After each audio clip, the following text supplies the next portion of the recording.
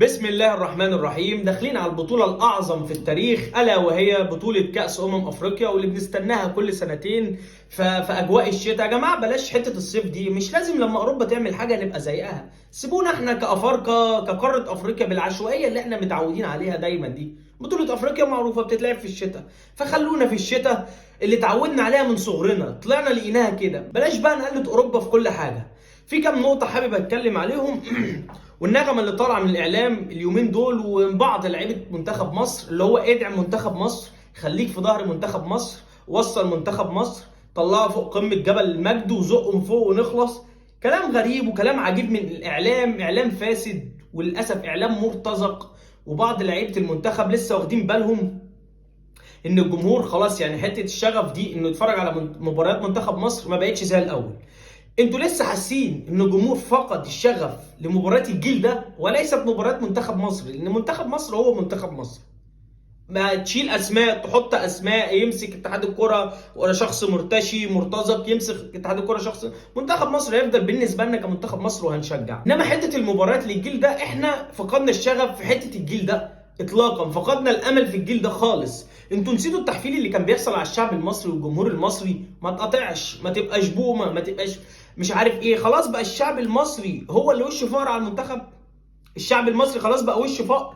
انتوا نسيتوا الفنانه القديره فيفي عبده وبعض من نجوم الفن لما زاروا بعثه المنتخب، وللاسف كانت النتيجه او المحصله صفر، فوز في كاس العالم 3 مباريات بتشيل. طب نسيتوا الاسطى مجدي عبد الغني لما سرق الكيلوتات واللي يلبسها لا مؤاخذه والفانيلات بتاع اللعيبه؟ طب نسيتوا نجم منتخب مصر ونجم انجلترا والفز الفظيع محمد صلاح لما عمل مشكله وعمل ضجه على شرط الكابتنه كانت سبب في اعتزال احمد فتحي دوليا؟ نسيتوا المشاكل دي واوام كده حسيتوا ان الناس بعيد؟ طب نسيتوا فشل اتحاد الكوره والعهر والمجاملات والفجر اللي بيحصل في اتحاد الكوره، وعين ده مكان ده وشيل ده مكان ده؟ نسيتوا برضه الكلام ده؟ طب نسيتوا لما كان محمد صلاح كان بيقدر يتدخل في حته التشكيل او حته الانضمام ومين يجي ومين ما يروحش الشغل ده؟ نسيتوا الكلام ده؟ حاسب مين على 2017 بتوصل فاينل ببعك كروي وقلنا ماشي، مفيش كوره بتتلعب وقلنا ماشي، بتوصل بجيل مكحكح وقلنا ماشي، وفي النهايه بتخسر بهدفين باخطاء دفاعيه ما تحصلش من فريق لسه، يعني من فريق ناشئ.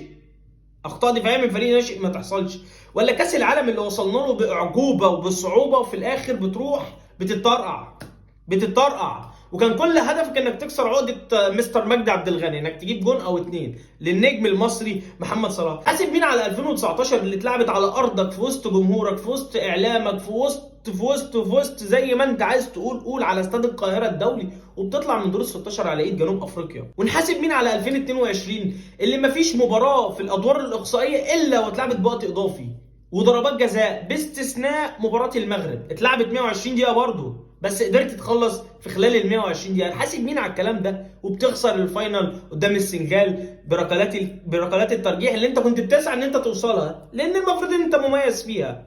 نحاسب مين على الكلام ده؟ تحاسب مين على عدم وصولنا لكاس العالم 2022؟ تحاسب مين؟ من نفس الفريق اللي خد منك البطوله. هنحاسب مين؟ مفيش حد. لما تيجي تحسبها هتحاسب مين على كذا وتحاسب مفيش. هتحاسب مين ولا مين ولا مين وعلى ايه ولا ايه ولا ايه؟ احنا في ظهر منتخب مصر.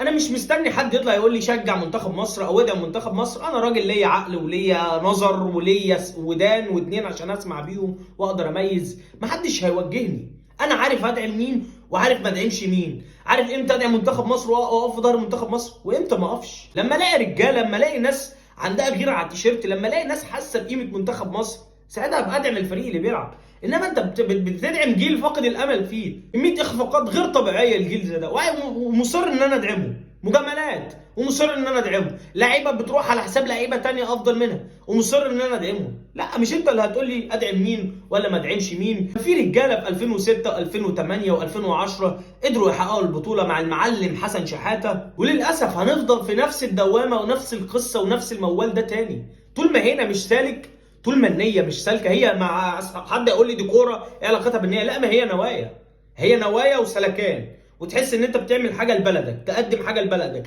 من اول المسؤول كاتحاد كوره لحد اصغر شخص في الجهاز الفني حامل الكرات. مع احترامي للناس كلها، لازم تبقى فيه روح، لازم تبقى فيه عزيمه. ده اللي كنا بنشوفه مع المعلم حسن شحاته.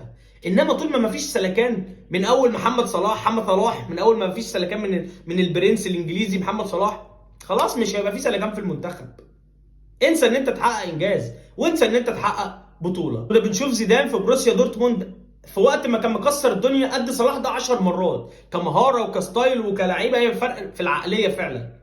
زيدان كان بيجي يموت نفسه مع المنتخب، ما شفناش زيدان خايف على رجله ولا خايف على ايده ولا خايف على لا مؤاخذه. ليه؟ لاعب راجل عايز يجي يقدم حاجه لبلده، وبالفعل ربنا بيكرم وخد 2008 وخد 2010. هنا سالكه ربك هيكرم، غير كده مش هنعرف نعمل اي حاجه. استقيموا يرحمكم الله.